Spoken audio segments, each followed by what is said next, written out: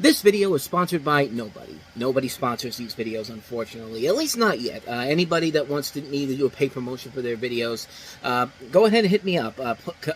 Call me anytime. But that's not what I'm here to talk about. What I am here to talk about is what I usually do at the end of the videos. You see, we are about a little over 40 people away from hitting 4,000 subscribers, which is pretty good for our channel, considering that we've been on this slow grow over the last couple of years. But it's a step in the right direction. But if you do really like these videos and you want to see more of them, any of these videos on our channel in particular, please go ahead, hit the like button, hit the subscribe button, and also hit the notification button. And also do the same thing over on our other channel, the Reviewing Network Live, which is also slowly growing as time goes on. Do the same thing over there. Hit the like button, hit the subscribe button, hit the notification button if you can. So just wanted to get that out of the way since we're that close to 4,000. We're currently at 3,959 as of the day I'm recording this, which is September 10th, at about near 11 o'clock at night. So please, like I said, like, subscribe, hit the notification button if you want to see more videos, and also give this video a thumbs up if you want to. So, with that said, on with the show.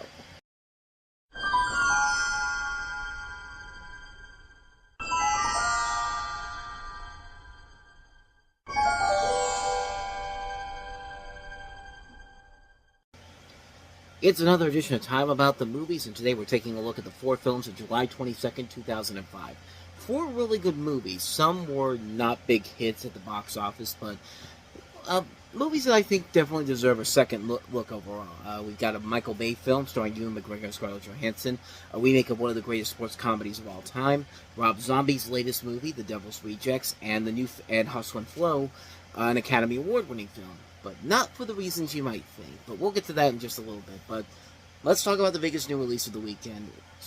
Sort of. I mean, this movie was not a big hit, but I'd honestly say it's one of Michael Bay's best movies overall. This is Ewan McGregor and Scarlett Johansson in The Island.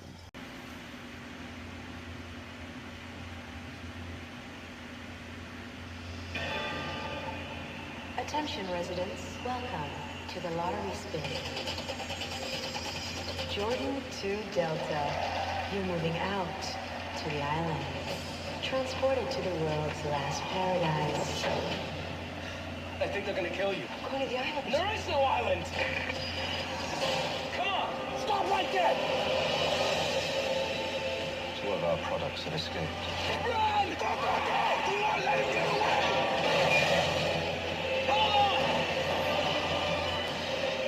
Tell me what's going on. They're copies of people out here in the world. They're simply tools, instruments. They have no souls. How come I never did this before?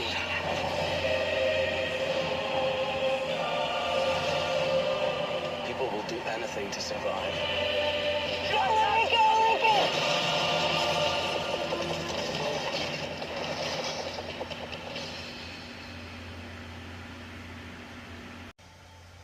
So as you can see, The Island is essentially classic escape from dystopia type movies. Fahrenheit 451, THX 1138, Logan's Run, those type of movies. It's literally described as a pastiche of all of those movies, but it's a really good movie. This is a movie about Ewan McGregor, who is Lincoln's sixth Echo, who struggles to fit into the highly structured world in which he lives in, isolated in a compound, and the series of events that unfolds when he questions how truthful the world is. After Lincoln learns the compound inhabitants are clones used for organic harvesting, as well as surrogates for wealthy people in the outside world, he attempts to escape with Jordan 2 Delta, played by Scarlett Johansson, and exposes the illegal cloning movement. And by the way, this takes place in the dystopian future of 2019. I mean, don't you remember that when that happened? I mean, you know, that was such a big moment in the history of the world in general. And I mean, I can't imagine why nobody will remember something like this. Just like all those other movies that tried to predict the future, and yeah, not so much in general. But despite all that, I stick by what I say, that this is probably one of Michael Bay's best overall movies. I mean, this is a really good movie. A good, fun action movie with some great action sequences that play to Bay's advantages. A good script by Alex Kurtzman and Roberto Orsi. And an original concept that does take a lot from those escape from dystopian futures, but give future movies, and gives it its own unique edge to it. And it just helps when you have a strong cast that includes McGregor and Johansson, along with Jaimin Hansu, Sean Bean, Michael Clark Duncan, Steve Buscemi in the cast. it's a really good underrated movie. I was really glad I got to see it in theaters when it came out, and it's a movie that definitely does not get the proper respect it deserves. It's a really good film overall. A little bit formulaic, but it's still a really good movie. And for Michael Bay, it definitely is very different compared to his other movies. It has a lot of his stuff inside of it, but there is more to it than just the action sequences that makes Michael Bay who he is. It helps that you have a really good script written by two very good writers who would later go on to work with people like J.J. Abrams and on stuff like Lost and Star Trek, and then do stuff later on with other things associated with J.J. Abrams. But just an overall really, really good movie, and one I do recommend checking out. It's a film that definitely deserves a lot more attention. Definitely seek it out. If you want to see Michael Bay do something that's actually very underrated of his, The Island is definitely one of those films I would highly recommend checking out. So definitely check that one out. And speaking of movies you should definitely check out, the same can be said for our next movie, and that is Richard Linklater's remake of The Bad News Bears. I think it's really important what we're doing for the kids. Yeah, I got enthusiasm flying out. On July 22nd. You kids are out here throwing punches! You guys swing like Helen Keller at a pinata party. See, that's the spirit. Never before has so much responsibility. Shouldn't we be practicing? Meant so little. Is he dead? He's drunk. I'm taking his wallet. Billy Bob Thornton. It's all right, kid. You had a helmet on. Imagine if you didn't. Bad News Bears. Rated PG-13. July 22nd, only in theaters. So, of course, this is a remake of the 1976 classic with Walter Matthau in it. And, kind of like with The Longest Yard, a remake that I don't think gets the proper respect it deserves, because it actually is pretty good. In this movie, to scrape up some extra cash, the semi-inebriated, cigar-smoking, former minor league pitcher and now professional exterminator Morris Buttermaker, here played by Billy Bob Thornton, agrees to coach the inept Little League baseball team of the Young Misfits known as the Bears. Against the backdrop of a tough championship and an intense rivalry with the impeccable Yankees, Coach Buttermaker goes out as far as to recruit Amanda Wurlitzer, a 12-year-old daughter of one of his ex-girlfriends and star pitcher, and the troubled bike-riding baseball hitter Kelly Leak. Under the circumstances, do Morris's uncoordinated boys have what it takes to start winning? Did the maladroit Bears bite off more than they could chew? Well, if you've seen the original Bad News Bears and you see the remake, I think you could pretty much know what the answer is going to be. In fact, that's one of the things that actually makes the original Bad News Bears such a game changer, because it doesn't have the typical underdog sports movie ending where the team wins the championship at the end. No, they lose in both the original and the remake, and even then they're happy about it. Like Buttermaker's just like, we're celebrating. Why are we celebrating? Because you actually played as a team and you actually gave it your all. And it's a really good hard lesson about life. Like, sometimes you don't win the big championships, but you know what? You came together as a team in the end. You did the best you could, and that's all you really needed. And I like that. I like that the original and the remake do that. And I think that's something that's very, very good about both movies. I do really like this one a lot. Kind of like with The Longest Yard, though, it's really hard to top the original film, and I think they do a pretty good job with the remake.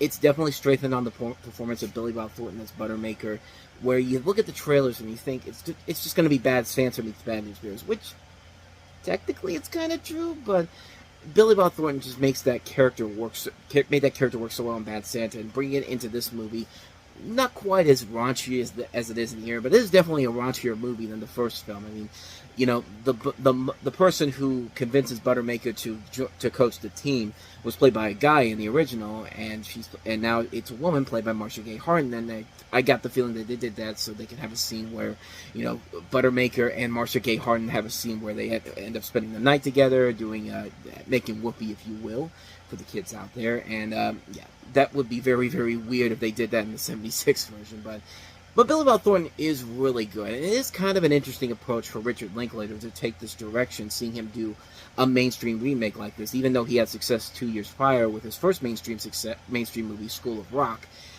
And it kind of makes you wonder what his incredible Mr. Olympia remake would have looked like, because he was attached to do that at one point. But then again, when you have bad CG, trying to make the actor the big star of your movie in CG with a fish face, it's not going to look good. Look up the Jim Carrey's test footage, and you'll see exactly what the hell I'm talking about. But as far as the rest of the film goes, it's pretty much a by-the-notes remake of the original film, with a few modern exceptions and a few more raunchier scenes to get to the PG-13 rating. But other than that, it's just the original Bad News Bears all over again, which I'm glad with that. I like what they did with it. And when it comes to the Bad News Bears, like I said, nothing tops the original film. Believe it or not, I've never seen the two sequels or the TV series that came after the first movie. I've only seen the original Bad News Bears and the remake. I've never seen the sequels. I've never seen the TV series. I probably should get around to at least seeing the sequels at least, because honestly, I've never had a real reason to go check out the sequels in general. Nobody's ever said, excuse me, had a burp there, but nobody's ever said you need to see the sequels to this. I think the sequels are largely forgettable, are seen as largely forgettable, so that's why I haven't really taken the time to go check those ones out, but I have seen the original. I like the original a lot. I like the remake a lot too. And, it was a pretty good year for Paramount overall, especially in a good year for sports movies. We've talked about several of them already. Fever Pitch was a great one. Kicking and Screaming was good. Longest Yard was pretty good. And here's another great one right here. I really like this one a lot. Definitely check it out. And so with that said, let's go ahead and move on to the next movie here. The only one of the 4 movies to win an Academy Award, and that is Hustle and Flow.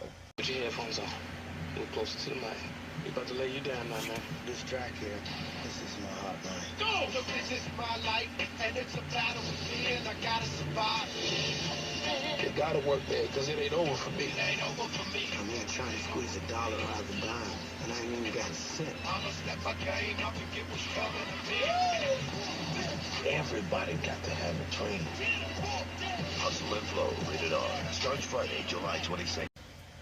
So yeah, this is a movie that has a little bit of notable history at the Oscars, but before we get to that, you have Terrence Howard as aspiring MC DJ who works the angles to get his first record made with the help from assorted people in his Memphis hood.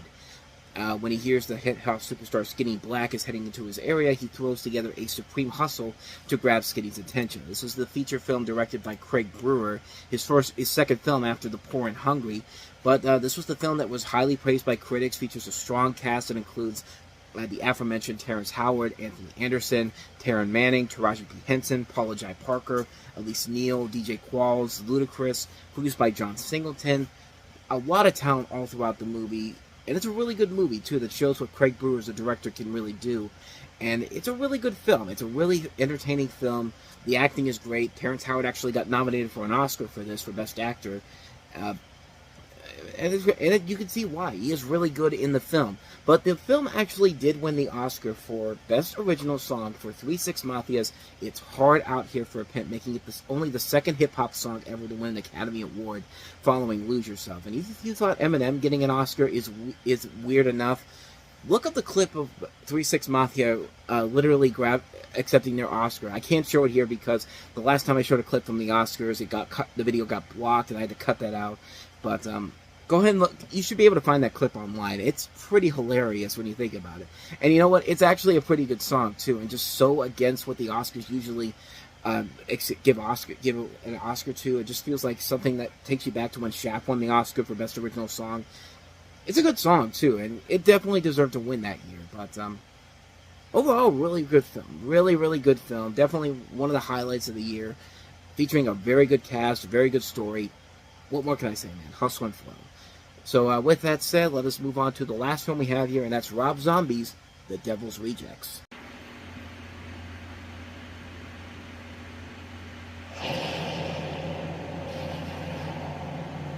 What police have uncovered reads like this. Words can't describe it. We here. We are playing on a level that most will never see. You want to start the killing? Let's start it right here.